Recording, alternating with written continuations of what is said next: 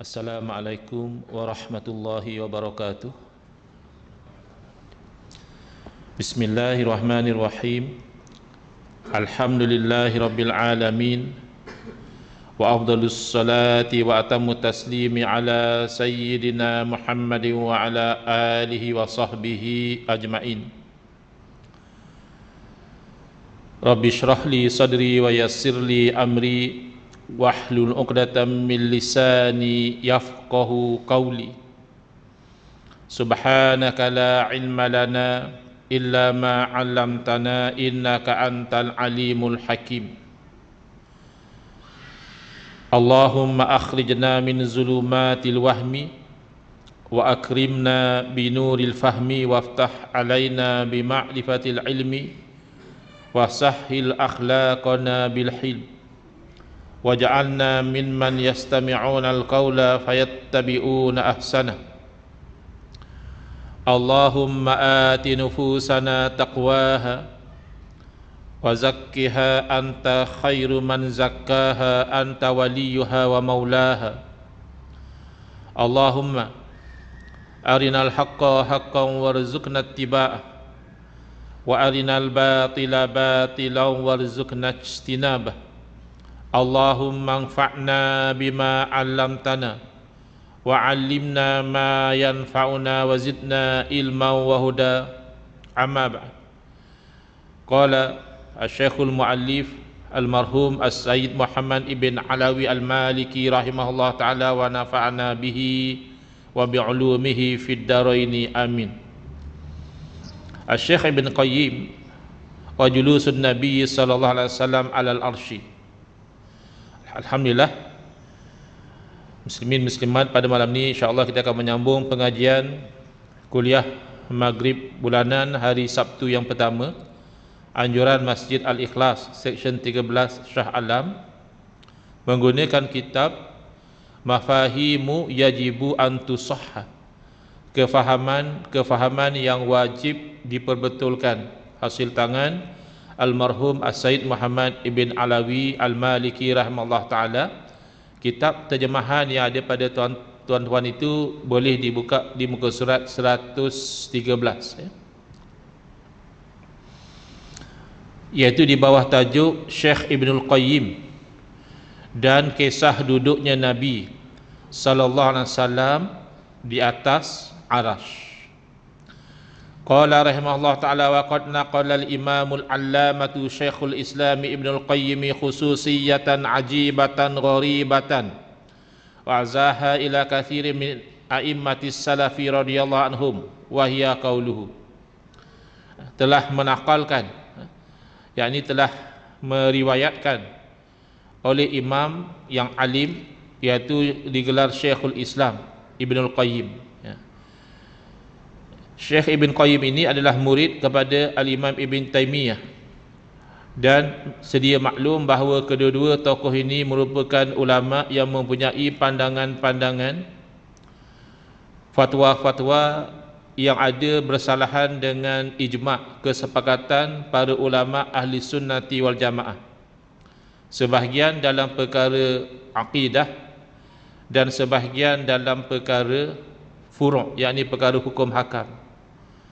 Makanya ada sebahagian daripada saudara-saudara kita yang keberatan dengan panggilan yang diberi oleh almarhum As-Sayyid Muhammad bin Ali al-Maliki, iaitu Syekhul Islam. Bila disebut Syekhul Islam kepada Ibn Taymiyah, kepada Ibnul Qayyim, saudara-saudara kita yang beraliran Ahbash, mereka itu keberatan, kerana mereka bukan sahaja menolak fatwa-fatwa dari dua orang tokoh ini, bahkan juga tidak menerima gelaran yang tinggi sedemikian. Tapi di sisi ulama-ulama ahli sunnati wal jamaah yang lain itu tidak ada masalah menyebut demikian, dan sebahagiannya juga tidak ada masalah pun menyebut misalnya rahimahullah, moga-moga Allah merahmati mereka, kerana yang kita fokus pada menolaknya itu adalah fatwa. Adapun diri pribadi mereka kita serahkan kepada Allah Subhanahu wa taala. Tilka ummatun qad khalat laha ma kasabat wa lakum ma kasabtum wa la tus'aluna amma kanu yaf'alun. Itu adalah umat yang telah berlalu. Bagi mereka apa yang mereka kerjakan. Kalau baik, baiklah di sisi Allah. Kalau buruk, maka buruklah. Jadi bagi mereka itu amalan mereka, dan bagi kamu apa yang kamu amalkan. Dan kamu tidak akan ditanya tentang apa yang umat dahulu amalkan. Mungkin kita akan ditanya apa yang diamalkan oleh umat selepas kita. Kerana itu anak cucu kita, apa yang kita didik, apa yang kita berikan kepada mereka. Kadang-kadangnya kita didik dengan kebaikan, tapi nak buat macam mana ya, anak cucu kita tidak ikut. Yang kita bimbang kalau kita sendiri cuai membentuk mereka. Tapi generasi yang telah lepas itu kita tidak ditanya kenapa mereka begini, kenapa mereka begitu. Maka kita hanya memfokus kepada fatwa-fatwa yang bercanggah dengan ijma', yang bercanggah dengan Quran dan Sunnah, maka itu kita tolak.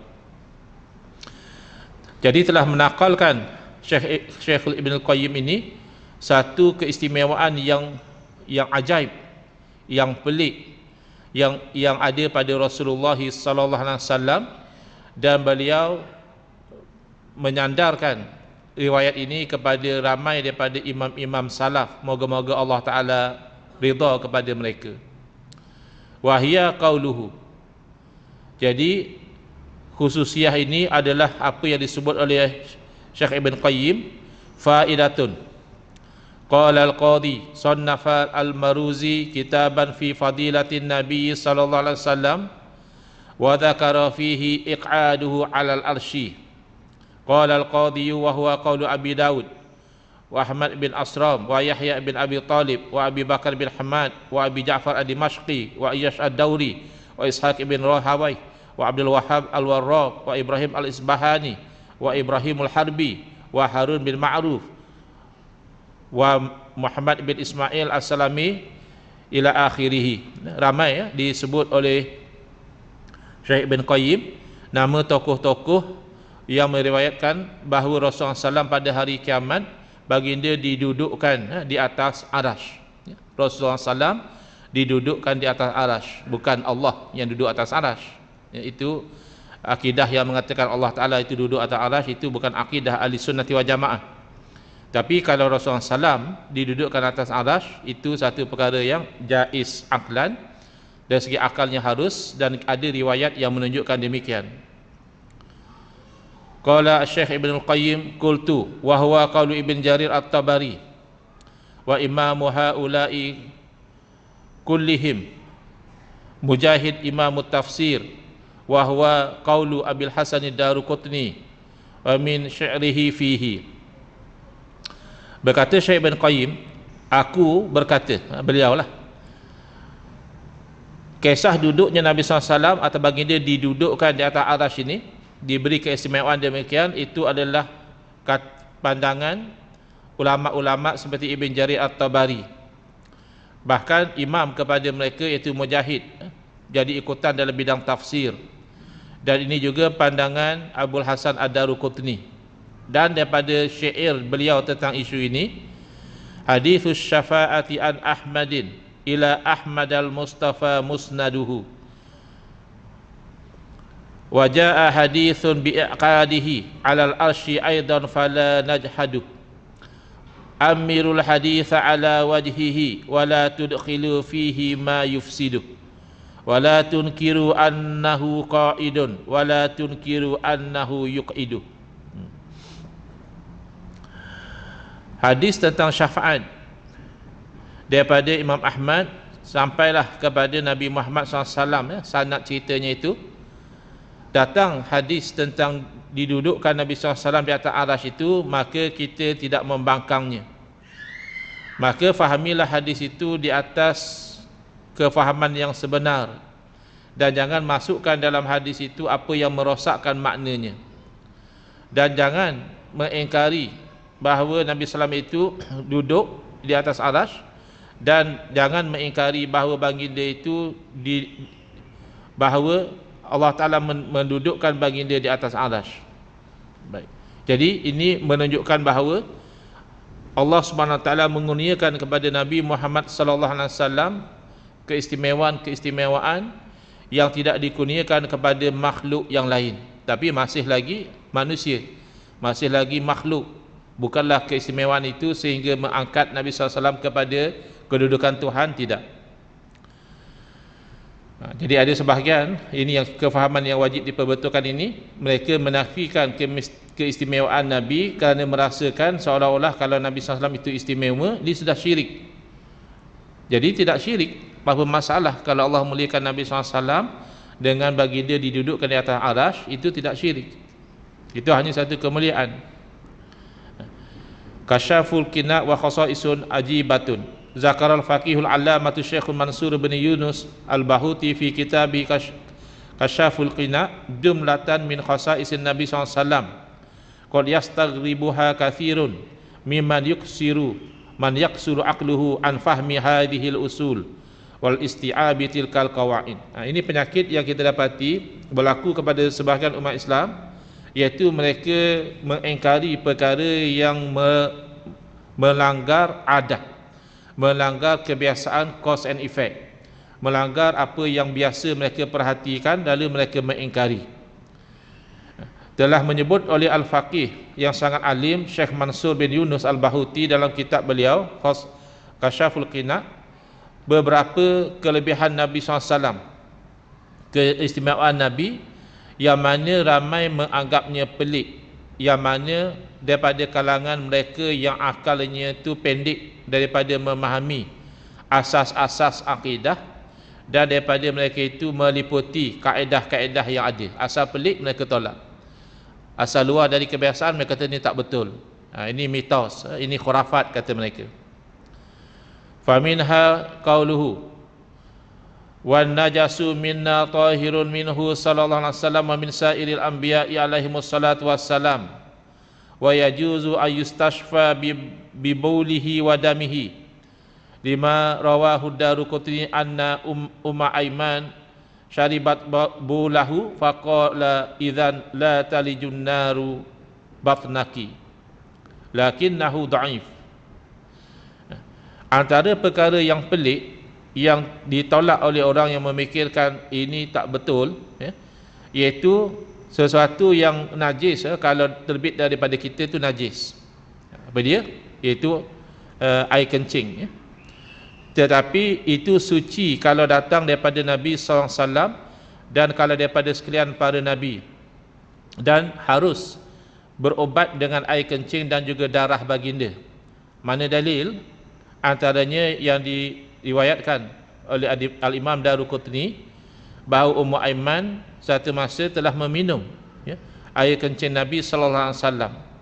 Sepatutnya kalau perkara itu najis, Nabi SAW akan melarang, jangan buat macam itu lagi, kerana itulah najis. Tetapi tidak, bahkan Nabi SAW memberi satu bisyarah, kalau begitu, kalau benarlah yang kan Nabi SAW pada waktu malam baginda buang air kecil dalam bekas, kerana tak macam zaman kita kan ada tandas dalam rumah. Dahulu kan kalau nak buang air kena keluar rumah. Jadi kalau waktu malam biasa orang buang air kecil dalam bekas, nanti besok dah siang baru dibuang. Tapi Nabi SAW tengok tak ada, jadi tanya pada Ummu Aiman, jangan-jangan kamu minum? Jadi dia mengaku. Jadi sabda Nabi SAW, kalau demikian benar yang berlaku, maka tidak akan sekali-kali api neraka itu memasuki ke dalam perut kamu. Makna kelebihan daripada apa yang berlaku itu dijaga dirinya daripada api neraka. Tetapi riwayat ini dhaif. Berarti kalau nak dijadikan sebagai sandaran hukum, tidak. Tetapi ini hanya menceritakan fadilah, kelebihan seorang Nabi. Jadi kita sedia maklum, fadilah, kelebihan seorang Nabi itu diterima riwayat yang dhaif, sebagaimana kelebihan beramal juga. Walima rawahu Ibn Hibban fi du'afa anna gulaman hajaman Nabiy sallallahu alaihi wasallam falamma farara min hijamatihi syariba damahu faqala waihak ma sana'ta biddam qala ghayyabtuhu fi batni qala idhhab faqad ahrazta nafsaka minan nar. Qala al-Hafiz Ibn Hajar wa kana as-sirru fi dhalika ma sana'ahu al-malakani min ghaslihima jufahu. Kemudian diriwayatkan oleh Imam Ibn Hibban di dalam Ad-Du'afa bahawa seorang hamba lelaki melakukan bekam terhadap Nabi SAW. Selepas selesai dia melakukan bekam tersebut, lalu dia meminum darah Nabi SAW. Lalu baginda bertanya, waihak, macam terkejut lah. Waihak ni uslub bahasa Arab macam ush, apa yang kamu buat dengan darah tadi? Lalu dia jawab, saya telah hilangkan ke dalam perut saya. Dia tak kata saya minum. Dia kata saya dah hilangkan darah tu, tapi ke dalam perut. Lalu Nabi SAW bersabda, ilham, pergi, sesungguhnya kamu telah menjaga dirimu daripada api neraka. Berkata Imam Al-Hafiz Ibn Hajar, rahsia pada yang demikian itu, apa yang dilakukan oleh dua orang malaikat membasuh kedua-duanya akan dalam badan Nabi SAW. Wa minha qauluhu wa lam yakul lahu sallallahu alaihi wasallam fai'un ay zillun fi syamsi wal qamari li'annahu nuraniyun wa zillu naw'un zulmah wa zillu naw'u zulmatin, dzakarahu Ibn Aqil wa ghairuhu. Wa yashhadu lahu annahu sa'ala Allah ay yaj'ala fi jami'i a'dha'ihi wa jihatihi nura wa khatama biqaulihi waj'alni nura wa kanatil ardu tajtazibu asqalahu lil akhbar. Jadi yang ini juga sebahagian umat Islam sendiri membantah tentang apa yang dikatakan nur yang ada pada Nabi sallallahu alaihi wasallam, iaitu baginda tidak memiliki bayangan baik di bawah sinar matahari ataupun bulan. Kita manusia ni kalau disuluh oleh cahaya akan ada bayang, kerana Nabi SAW sendiri merupakan makhluk yang cahaya, nurani, nisbah pada cahaya, sedangkan bayangan adalah jenis dari kegelapan. Jadi yang cahaya itu tidak kena padanya kegelapan. Siapa yang menyebut demikian iaitu Al-Imam Ibn Aqil dan ulama-ulama yang lain. Dan ini diperkuatkan lagi oleh tindakan Nabi SAW yang memohon kepada Allah Subhanahu Wa Taala. Kita tahu bahawa doa Nabi SAW mustajab, agar seluruh anggota badan dan seluruh arah baginda itu, depan, belakang, kiri, kanan, seluruhnya itu dijadikan cahaya. Bahkan baginda mengkhatamkan doa tersebut dengan mengatakan waj'alni nura. Bukan setakat jadilah depan saya cahaya, belakang saya cahaya, kanan saya cahaya, bahkan waj'alni, jadikanlah saya itu sendiri nura, cahaya. Ini pelik, tak masalah, pelik. Kalau kita semua macam itu juga tak pelik. Kalau kita semua kena cahaya tak ada bayang, dia tak pelik. Jadi itu satu kebiasaan yang Allah jadikan. Maka Allah Ta'ala juga berkuasa menjadikan sesuatu itu luar dari kebiasaan, dan keistimewaan sebegini tidak bercanggah dengan akal dan juga naqal. Tidak perlu diperbesarkan. Kalau kamu tak mau percaya, terpulang. Ini bukan usulul akidah. Adakah Nabi SAW ada bayang, tak ada bayang, itu bukan usul akidah sehingga seorang itu dikatakan kafir kalau tak percaya, atau kafir kalau percaya. Tidak. Ini hanya fadilah, kelebihan atau keistimewaan. Dan bahu bumi itu menelan kotoran yang keluar daripada Nabi SAW. Kan kita bila makan, makanan itu akan diproses dan keluar. Jadi kalau kita kena pump lah, flush, ataupun kalau itu ditanam, ditutup. Tapi Nabi SAW bumi itu menelan, berdasarkan hadis-hadis yang memberitahu demikian. Kau orang tanyalah, mana pergi kalau Nabi SAW buang air? Jawapannya bumi itu menelan, jadi tidak ada.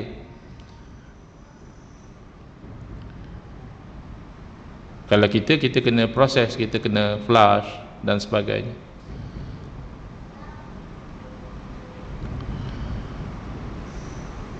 Wa minha qauluhu al-maqamul mahmudu julusuhu sallallahu alaihi wasallam alal arsy.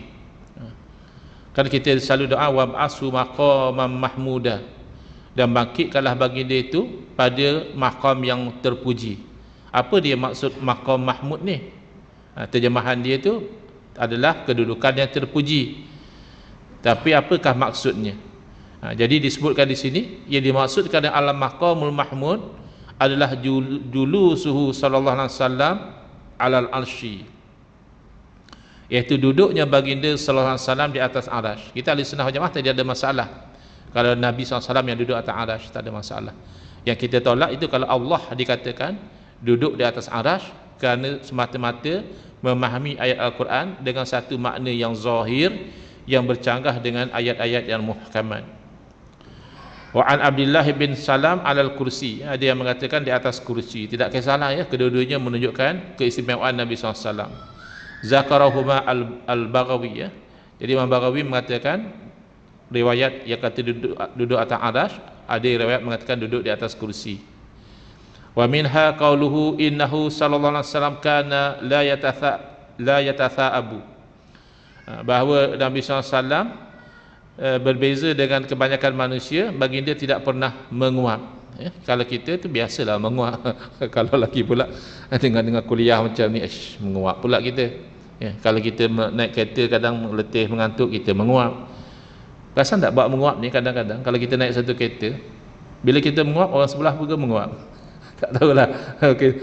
Ada orang kata berjangkit lah menguap ni ya. Tak tahulah berjangkit ke atau memang suasana tu suasana yang kurang oksigen ke, yang menguap tu nak ambil oksigen balik ke, wallahu alam. Tapi riwayatnya bahawa Nabi SAW baginda tidak pernah menguap.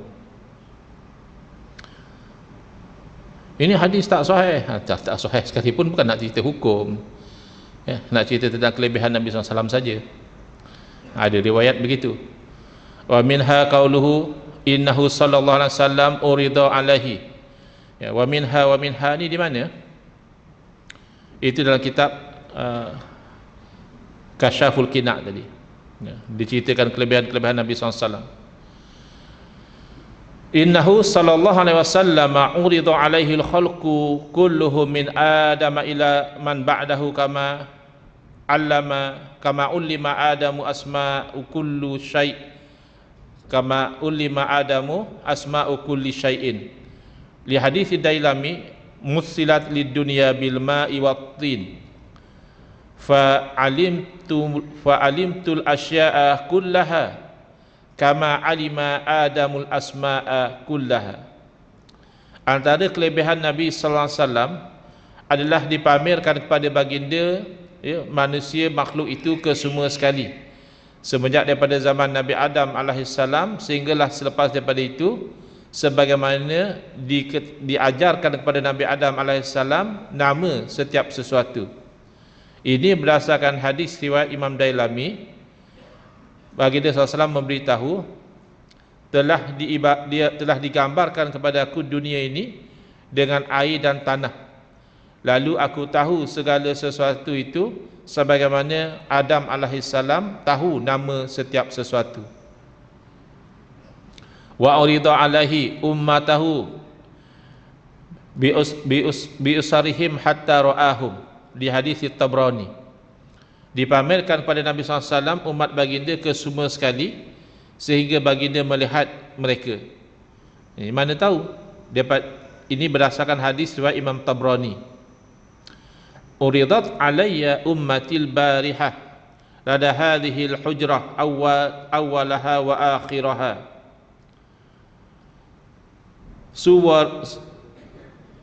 suwiru li bil ma'i wat tin hatta inni la'arifu bil insani minhum min ahadikum bi sahibihi. Dipamerkan kepadaku umatku al-barihah.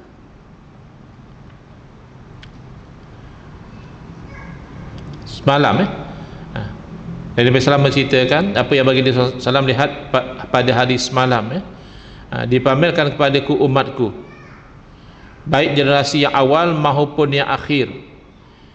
Mereka digambarkan kepadaku dengan air dan tanah liat sehingga saya mengenal salah satu daripada mereka berbanding dengan temannya. Jadi ini keistimewaan yang tidak berlaku kepada orang lain.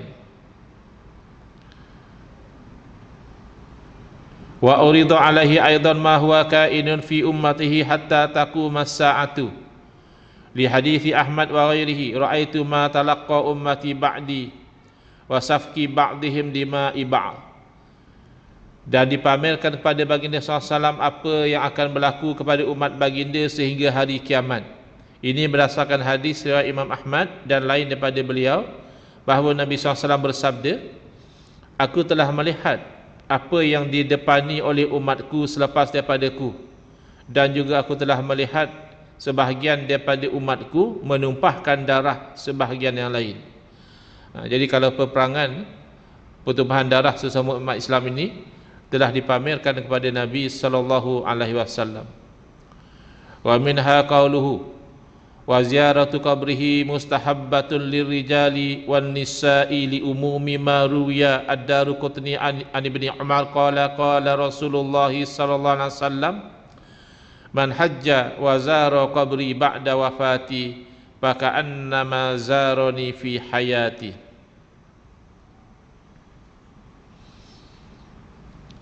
Dan antara kelebihan baginda adalah menziarahi kepada kubur baginda itu disunatkan bagi lelaki dan juga wanita. Ini kerana umum apa yang diriwayatkan oleh Imam Daruqutni daripada Ibn Umar radhiyallahu anhuma, bahawa Nabi SAW bersabda yang bermaksud, barang siapa yang menunaikan haji dan menziarahi kepada kuburanku selepas dari kewafatanku, ya, ini hanya takkid sajalah. Of course lah kuburan selepas daripada kewafatan, ya. Seumpama dia telah menziarahi aku ketika aku masih hidup. Jadi menziarahi Nabi SAW ketika baginda hidup ada kelebihan, dan kelebihan ini dikongsi oleh orang yang menziarahi Nabi SAW selepas kewafatan Nabi SAW, ya. Ini juga kalau dikatakan dhaif sekalipun tak ada masalah. Ini hanya fadilat. Adapun hukum ziarah kubur itu telah sepakat hukumnya adalah sunat. فهذه الخصائص التي ذكروها ونقلوها منها ما هو صحيح ومنها ما هو ضعيف ومنها ما لا دليل له أصلا. Daripada kelebihan-kelebihan yang disebutkan oleh para ulama dan mereka menakalkannya, ada yang merupakan daripada hadis yang sahih dan ada yang merupakan daripada riwayat yang dhaif, dan bahkan ada yang tidak dijumpai dalil ataupun asalnya mana ulama ni ambil, pengkaji yang datang kemudian tak jumpa. Fala adri madza yaqulu al-mu'taridu fi hadhihi al-khasa'is allati naqalaha kibarul a'immati min ahli sunnati wa lam yata'arradu 'alaiha bi syai'in. Maka kata almarhum Sayyid Muhammad bin Alawi Al-Maliki rahimahullah taala, saya pun tak tahu apa yang nanti akan diungkit oleh golongan yang suka membangkang kelebihan-kelebihan Nabi, suka tolak, kata mana ada macam ni macam ini, pada keistimewaan-keistimewaan yang dinakalkan oleh imam-imam yang besar di kalangan ahli sunnah wal jamaah.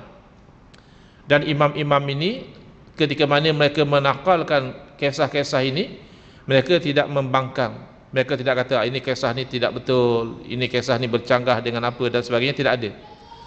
Wasallamuha, imam-imam yang besar ini menerima riwayat-riwayat ini, wa tasamahu fi naqliha, dan mereka itu lenient, tidak strict di dalam menakalkan khasais tadi.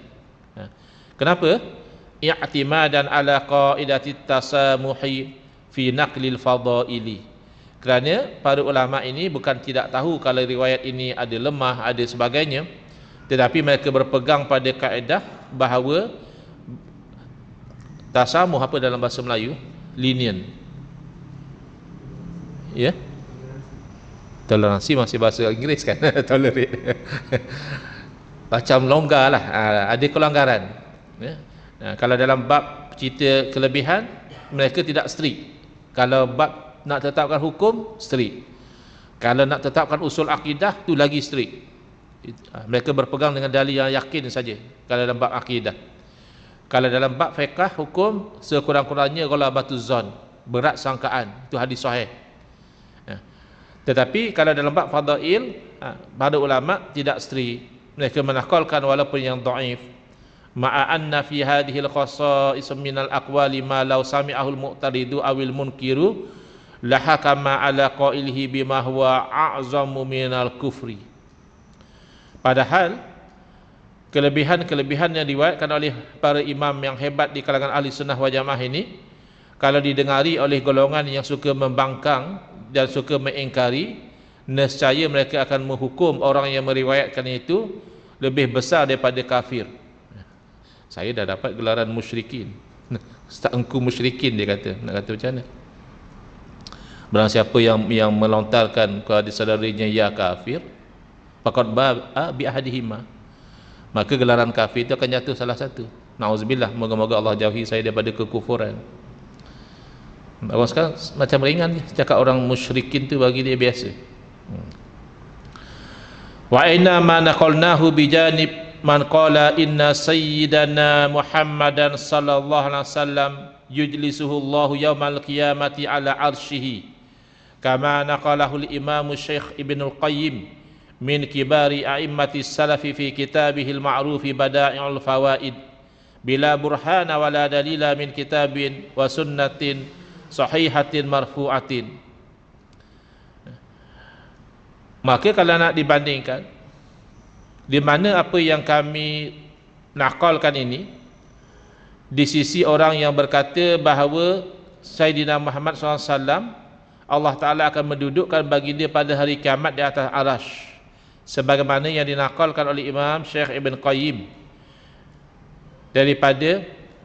dinakalkan daripada imam-imam salaf di dalam kitabnya yang masyhur Bada'i'ul Fawaid, tanpa ada sebarang keterangan atau dalil daripada Al-Quran ataupun sunnah yang sahih, yang marfu' tidak ada. Wa ainama naqalnahu minal khasa'isi bijanib ma ja'a fi kasyafil kina' min an-nabi sallallahu alaihi wasallam nurun. Dan apa sangatlah ya, kalau nak diceritakan apa yang kami nakalkan tadi, berbanding dengan apa yang diceritakan tentang kelebihan Nabi SAW, bahawa baginda SAW itu sendiri adalah daripada cahaya, dan bahawa baginda SAW tidak ada bayang bagi baginda, dan apa yang keluar daripada perut baginda itu ditelan oleh bumi, maka tidak tersisa sedikit pun di atas muka bumi. Wa ainama naqalnahu minal khasa'is bijanib ma naqalahu Syekh Ibn Taimiyah minal khasa'is qaulihi inna ismahu sallallahu alaihi wasallam maktubun ala sakil arsy wa ala awraqil jannati wa asjariha wa abwabiha wa simariha wa qibabiha.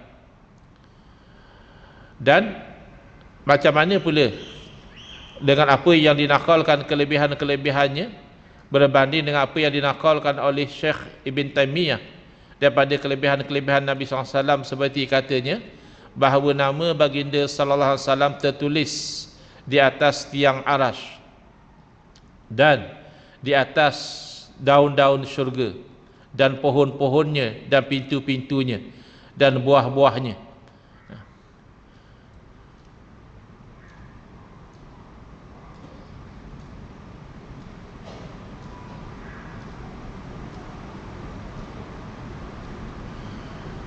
Dan pada kubahnya. Ini semua bukan perkara yang usul akidah ya. Ini perkara kelebihan yang dikurniakan kepada Nabi sallallahu alaihi wasallam. Tapi kalau adanya syurga, adanya neraka, itu usul akidah. Tak boleh orang tu mengatakan tak ada syurga, tak ada neraka.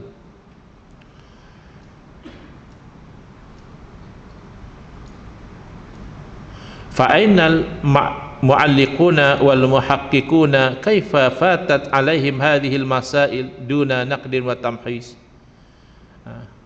Kalau bahasa utaranya, mana pi orang hak dak rajin duk komen macam-macam tu, mana pi yang rajin duk buat tahqiq, mana pi. Bila datang riwayat pada Syekh Ibn Qayyim, Syekh Ibn Taimiyah, dah tak ada tahqiq ke? Dah tak mau semak ke dia punya sahih dhaif dia? Bagaimana boleh terlepas kepada mereka masalah-masalah yang disebutkan ini tanpa sebarang kritikan dan juga kajian? Wala yanfa'u sabilul hazafi wal idafati alladhi yaf'aluhu al-ba'du fi kutubi turasi liwafiqad nasu ma fi hawahu. Dan tidak memberi manfaat ya, taktik yang dilakukan oleh sebahagian, iaitu dia membuang apa yang tertulis dalam kitab atau dia menekuk tambah supaya isi kitab itu sesuai dengan hawa nafsu dia. Fahiya jarimatun wa khiyanatun azimatun tastahiqul hadda bil qat'i. Bahkan ini merupakan satu jenayah dan pengkhianatan yang besar. Bahkan kalau secara mubalaghahnya sepertinya layak untuk dihukum potong tangan. Patutnya hukum potong tangan ni untuk orang yang mencuri, ya. Tapi ini namanya mubalaghah, untuk emphasizekan betapa seriusnya jenayah ilmiah ini.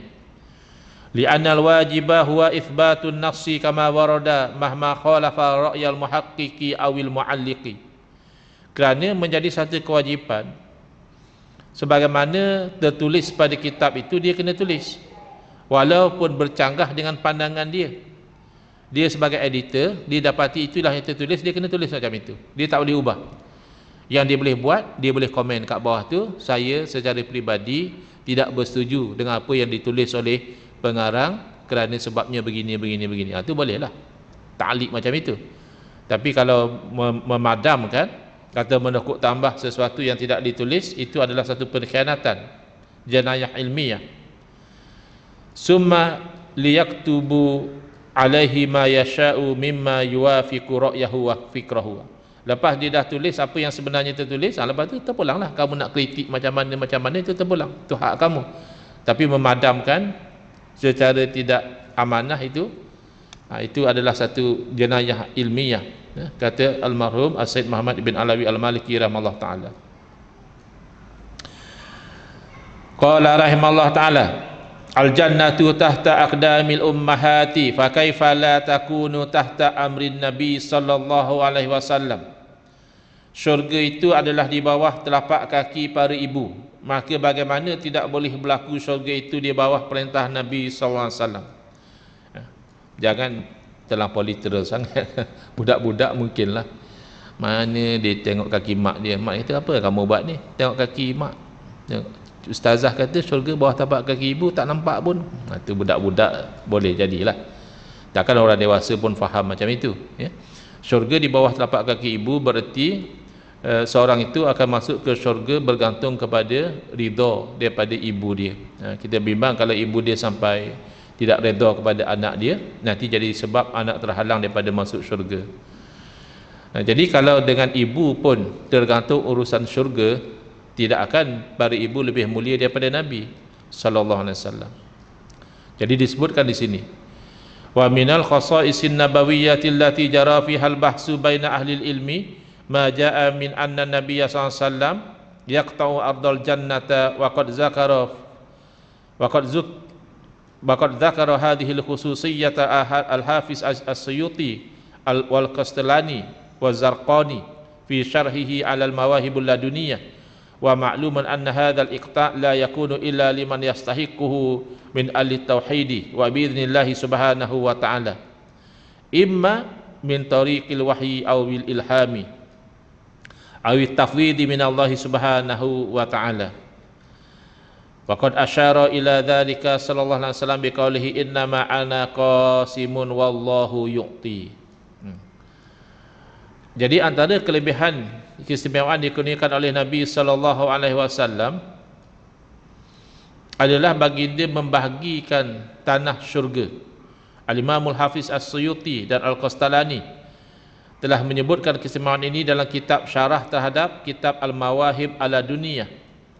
Sudah maklum kalau pemberian bahagian ini hanya untuk mereka yang berhak dari orang-orang yang mengesakan Allah Subhanahu Wa Taala dan atas izin Allah Taala. Bukanlah berarti Nabi SAW bagi syurga pada orang kafir, tidak.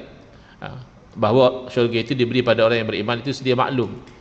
Jadi pembahagian ini atas izin Allah Subhanahu Wa Taala, sama ada dengan jalan wahyu atau ilham, atau Allah Taala menyerahkan kepada baginda sesuai dengan hadis yang berbunyi innama ana qasimun wallahu yu'ti. Hanya saja saya ini tukang bagi je, ya, yang memberi sebenarnya adalah Allah. Ya. Kalau kita ibarat kita atas dunia ni, kita jadi wakil. Jadi bila orang ucap terima kasihlah Tuhan bagi kepada saya bantuan, kita saya tukang bagi je. Yang beri ni sebenarnya bos saya, Datuk Seri, Tan Seri, yang bagi saya cuma tolong bagi-bagi saja. Jadi Nabi SAW memberitahu hanya saja saya ini tukang bahagi, yang memberi sebenarnya adalah Allah Subhanahu Wa Taala.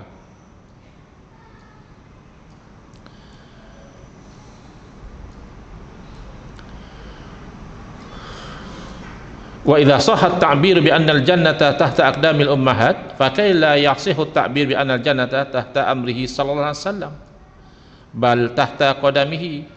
Kalaulah boleh kita terima ayat yang menyebut bahawa syurga berada di bawah telapak kaki ibu, tapi bukan dengan makna yang literal lah, dengan makna yang metaphorical, maka kenapa tidak sah kita mengatakan bahawa syurga juga berada di bawah perintah Nabi SAW, bahkan di bawah telapak kaki baginda, maknanya sama. Kita akan sambung insya-Allah dalam kuliah yang akan datang. Wallahu a'lam. Bismillahirrahmanirrahim. Alhamdulillahil alamin, wassalatu wassalamu ala asyrafil anbiya'i wal mursalin wa ala alihi wa sahbihi ajmain. Allahumma shrah sudurana wa ahsin akhlaqana wa azim ujurana wa nawwir qulubana bi nuri hidayatika kama tarada bi nuri syamsika abadan abada bi rahmatika ya arhamar rahimin. Walhamdulillahirabbil alamin. Amin ya rabbal alamin.